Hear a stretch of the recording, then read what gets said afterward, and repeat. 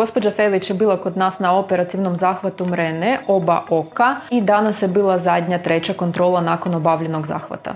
Gospođa Felić oduvijek je bila kratkovidna i ovdje se radi o visokoj kratkovidnosti. Kad imamo takve pacijente visoko kratkovidne, to znači da zahtijevaju dioptriju za gledanje u daljinu, uvijek njima preporučljivo tokom skidanja mrene ostaviti malu sitnu minus dioptriju, minus 1,75, minus 2,5, jer oni se lakše prilagode na takvu dioptriju, jer to su imali od uvijek i onda taj proces neuroadaptacije prođe za njih puno lakše. Također smo očistili sa JAG laserom kod gospođe Vrečice gdje stoje umjetna leća.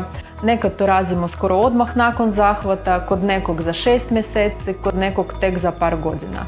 Ovisno o tegobama pacijenata. Ako se požali na zamočen vid, onda dođe na jednu kraću kontrolu, proširimo zjenice i napravimo to čišćenje s laserom.